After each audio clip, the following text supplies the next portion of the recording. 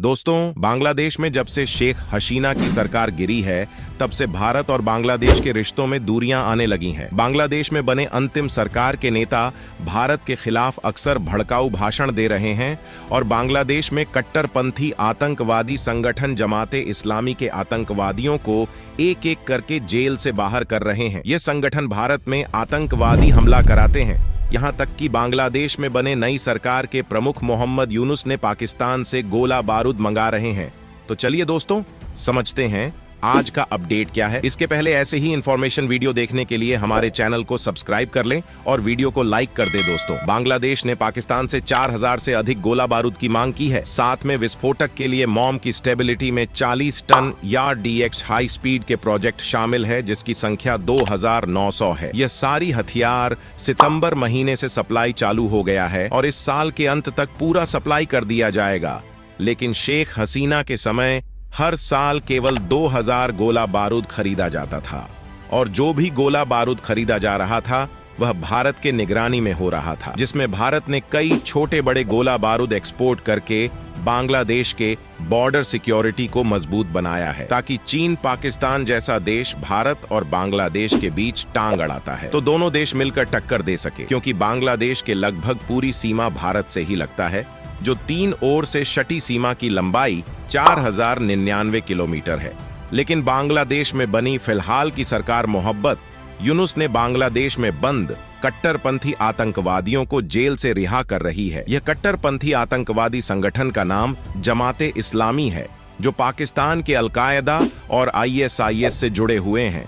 जमाते इस्लामी संगठन की स्थापना 1941 में हुआ था और इसका मकसद पूरे भारत में इस्लामिक और शरिया कानून लाना था।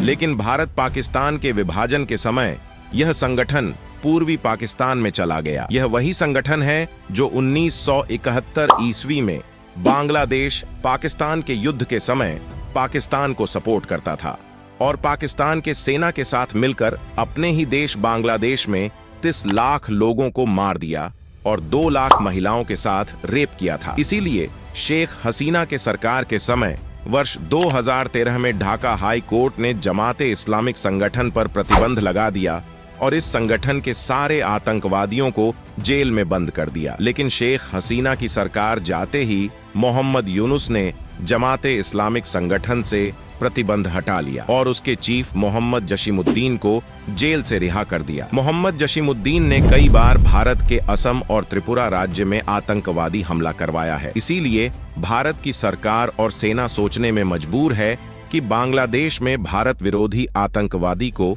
खुला छूट मिल रहा है और पाकिस्तान से गोला बारूद मंगा रहा है। यह गोला बारूद बांग्लादेश किस पर यूज करने वाला है?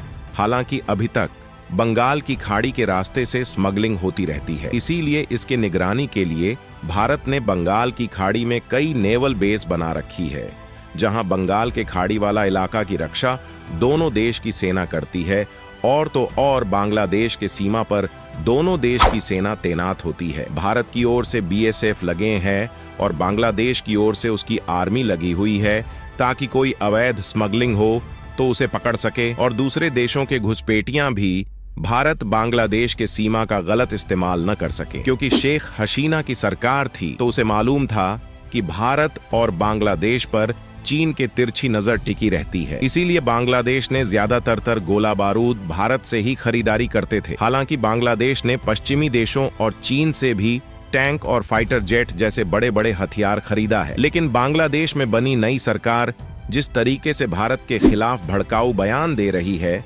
इससे यह बात जाहिर होता है कि यह हथियार और गोला बारूद का इस्तेमाल भारत के खिलाफ कर सकते हैं। लेकिन सोचने वाली बात है दोस्तों कि बांग्लादेश की स्थिति ऐसे है कि अपने ही लोगों को संभाल नहीं पा रही है और वहां महंगाई आसमान छू गई है और साथ में बांग्लादेश इतना कर्ज के जाल में डूब गया है कि IMF यानी इंटरनेशनल मॉनेटरी फंड के सामने अपनी झोली फैला रही थी, जिनने इसने 6,70,000 करोड़ की मांग की है। और यही नहीं, बांग्लादेश ने कई बार वर्ल्ड बैंक के सामने भी हाथ फैलाया है। लेकिन जिस तरह से बांग्लादेश की हालत है, IMF और वर्ल्ड बैंक लात मारकर भगा देगी। उसके बाद बांग्लादेश के पास एक ही रास्ता बचेगा और वह चीन से कर्ज लेगा, जिसके बाद बांग्लादेश की हालत पाकिस्तान और श्रीलंका जैसी हो जाएगी, तब जाकर बांग्लादेश को उसकी औकात का पता चलेगा कि भारत से उलझने का नतीजा क्या है। उसके बाद बांग्लादेश दोबारा भारत के सामने गिड़गिड़ा कर कर्ज लेगा। तो दोस्तों, कैसा लगा आज का इन्फॉर्मेशन? अपनी राय कमेंट में जरूर बताएं